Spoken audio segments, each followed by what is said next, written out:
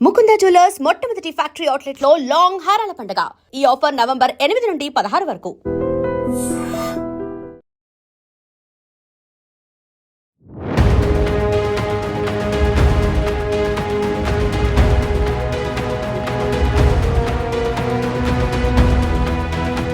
అక్కడమ్మాయి ఇక్కడబ్బాయి ఇదేదో cinema title కాదు. ఏకంగా బాగా ప్రేమలో మునిగిన వాళ్ళని ప్రేమ గురించి అడిగితే ప్రేమించే అమ్మాయి కోసం ప్రేమించే అబ్బాయి కోసం ఎందాకైనా వెళ్ళొచ్చు అంటారు. ప్రేమకు హద్దులు లేవు అంటారు, ఎల్లలు దాటనేది అని ఇట్లా రకరకాల డైలాగ్స్ చెప్తూనే ఉంటారు. ఎక్కువ మాట్లాడుకుంటే ఇవేవో సినిమా డైలాగ్లా ఉంటాయి, కానీ ఇది రియల్ స్టోరీ.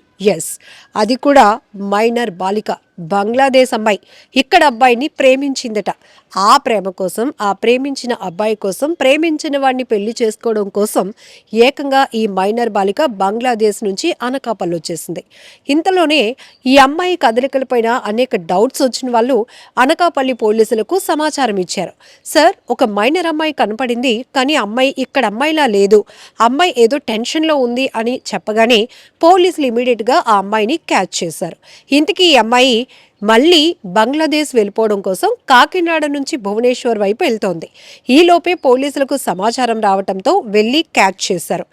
మైనర్ కాబట్టి ఎక్కువగా ఇన్ఫర్మేషన్ ఏది కూడా బయట పెట్టకూడదు కాబట్టి గోప్యంగానే విచారణ అనేది కొనసాగుతుంది. మరొక వైపు బంగ్లాదేశ్ నుంచి వచ్చినటువంటి ఈ మైనర్ అమ్మాయికి ఇంకెవరైనా సపోర్టర్స్గా ఉన్నారా, మధ్యవర్తిత్వం ఎవరైనా వ్యవహరించారా, లేకపోతే ఇక్కడ ఉన్నటువంటి అబ్బాయి తన ప్రేమను పెళ్లిగా మార్చుకుందాము అని చెప్తే ఆ మాటలు నమ్మి వచ్చేసిందా, లేదంటే వన్ సైడ్ లవ్వా, ఇదంతా తెలియదు. కానీ ఆ అమ్మాయి మాత్రం తన ప్రేమ కోసమే బంగ్లాదేశ్ నుంచి వచ్చినట్టుగా ఇప్పుడు పోలీసులు చెప్తున్నటువంటి ప్రైమరీ ఇన్ఫర్మేషన్లో తెలుస్తోంది. అయితే ఆ అమ్మాయి ఇక్కడ అమ్మాయి కూడా కాదు, బంగ్లాదేశ్, అందులోనూ మైనర్ కావటంతో మరింత గోప్యంగా విచారణ కొనసాగిస్తున్నారు. అసలు ఈ అమ్మాయికి ఇక్కడ ఉన్నటువంటి అబ్బాయికి కనెక్టింగ్ ఎలా, ఎన్నాళ్ళ నుంచి ప్రేమలో ఉన్నారు, అలానే ఈ ప్రేమ మధ్యవర్తిత్వంగా ఇంకెవరైనా ఉన్నారా, ఎందుకు అమ్మాయి అంత ధైర్యంగా పూర్తిగా మైనర్ అయినటువంటి ఒక అమ్మాయి ఊరు కాని ఊరు వచ్చేసింది అంటే దాని వెనకతల చాలా బిగ్ స్టోరీ ఏదో రన్ అవుతూ ఉండాలి. సో ఇదంతా కూడా ఇన్వెస్టిగేషన్లో బయటకు తీయాలి అనే కోణంలో అనకాపల్లి పోలీసులు అయితే కనుక ఈ ఇన్వెస్టిగేషన్ను కొనసాగిస్తున్నారు. అమ్మాయికి సంబంధించినటువంటి కాంటాక్ట్ నెంబర్స్ కానీ, ఫ్యామిలీ మెంబర్స్ కానీ, లేకపోతే ఇక్కడ ఆ అబ్బాయి ఏమైనా కన్వర్జేషన్లో నువ్వు ఇక్కడికి వచ్చి మనం పెళ్లి చేసుకుందాము అని అమ్మాయి పైన ఏమైనా ఒత్తిడి తెచ్చాడా, లేకపోతే తనే ఇష్టపూర్వకంగా తన ప్రేమ కోసం అది పెళ్లిగా మార్చుకొని లైఫ్ లాంగ్ జీవించాలనే కాన్సెప్ట్తో మేజర్ కానప్పటికీ మైనర్లో ఉన్నప్పటికీ కూడా అమ్మాయి ఇక్కడికి వచ్చిందా, ఇలా అనేక రకాల క్వశ్చన్స్. ఏదేమైనటికీ అనకాపల్లిలో ఒక వింత ఘటనే ఇది అని చెప్పాలి. ఎందుకంటే ఇప్పటి వరకు మనం సినిమాల్లో చూసాం, ఏజ్కి సంబంధం లేదు, ప్రేమ ఎప్పుడైనా ఎవరిలోనైనా పుడుతుంది, ఎందాకైనా తీసుకెళ్తోంది, ఇవన్నీ మనం చూస్తాం. అలా అని నిజమైన ప్రేమికుల గురించి కూడా మనం చాలా స్టోరీస్ చూసాం. ఎందుకంటే వాళ్ళు ప్రేమను బ్రతికించుకోవడం కోసం, ప్రేమగా లైఫ్ లాంగ్ ఉండడం కోసం వాళ్ళు ఎన్ని సాటిస్ఫాక్షన్స్ చేశారో ఇలాంటివి కూడా చూసాం. ప్రేమకు గుర్తుగా చారిత్రాత్మక చిహ్నాల్ని కూడా చూసాం. కానీ ఇప్పుడు నడుస్తోందంతా social media love, instant love అని చెప్పడంలో తప్పులేదు. ఎందుకు అంటే ముక్కు ముఖం తెలియలేని వాళ్ళు కూడా సోషల్ మీడియాలో ఈ పేజెస్లో పరిచయం అయితే చాలు, ఇక నువ్వు లేకపోతే నేను లేనని, నువ్వెక్కడున్నా నేను అక్కడికి ఎగురొచ్చేస్తానని, వచ్చి నాకు పెళ్లి చేసేసుకుందామని, జీవితాంతం ఇలాగే కొనసాగిద్దామని.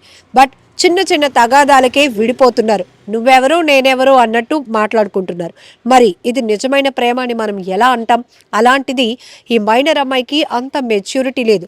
ప్రేమ అనే దానిపైన కాన్సెప్ట్ ఉండొచ్చు, కానీ మెచ్యూరిటీ అయితే ఉండదు. ఎందుకంటే మన జీవితంలోనికి వస్తున్నటువంటి వ్యక్తి, అది అమ్మాయి కావచ్చు, అబ్బాయి కావచ్చు, ఎంతవరకు మనతో ప్రేమగా ఉండగలుగుతారు, ఈ ప్రేమ ఎంతవరకు నిలకడగా ఉంటుంది, ఇది పెళ్లి దాకా వెళ్తే నన్ను బాధ్యతగా చూసుకుంటాడా లేదా, ఇలాంటి విశ్లేషణలు ప్రస్తుతానికైతే వాళ్ళ మైండ్లోనికి రావు. ఎందుకంటే ఆ ఏజ్ కూడా కాదు కాబట్టి.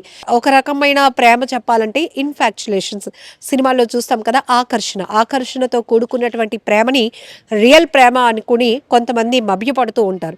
ఇప్పుడు అనకాపల్లిలో వెలుగు చూసిన ఈ వింత ఘటనకు సంబంధించి బంగ్లాదేశ్ నుంచి ఒక మైనర్ అమ్మాయి ట్రైన్ ఎక్కొచ్చేసి అనకాపల్లికి చేరుకొని తిరిగి ఇక్కడ ఏదో డిస్టర్బెన్స్ క్రియేట్ కావటం వల్ల తను మళ్ళీ అదే డిసప్పాయింట్తో తిరిగి వెళ్ళిపోతుంది అంటే ఈ అమ్మాయి ఎందుకు వచ్చింది, ఎలా రాగలిగింది, మధ్యలో ఎవరైనా ఈ ప్రేమను నడిపించడానికి మీడియేటర్స్ ఉన్నారా, ఆ అబ్బాయి ఎవరు అనే కోణంలో ఇప్పుడు అనకాపల్లి పోలీసులు పూర్తి స్థాయి ఇన్వెస్టిగేషన్ని కొనసాగిస్తున్నారు.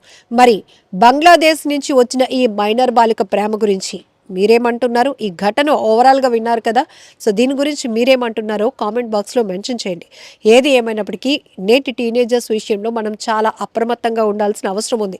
ప్రతి నిమిషం వీళ్ళు ఫోన్ ఎక్కువగా అంటే అవసరానికి మించి వాడుతుంటే వాళ్ళ కదలికల పైన ఫోకస్ పెట్టాల్సిన బాధ్యత కూడా తల్లిదండ్రులదే.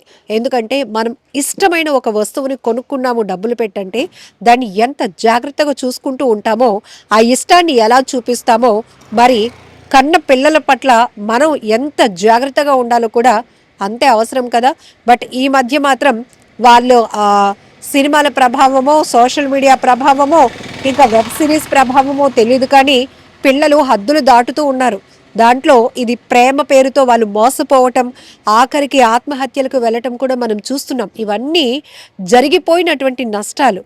కాబట్టి ముందే అలర్ట్గా ఉంటే చాలా మంచిది. మరి ఈ అమ్మాయి గురించి ఈ టోటల్ ఎపిసోడ్ గురించి మీరేమంటారో కూడా కామెంట్ బాక్స్లో మెన్షన్ చేయండి.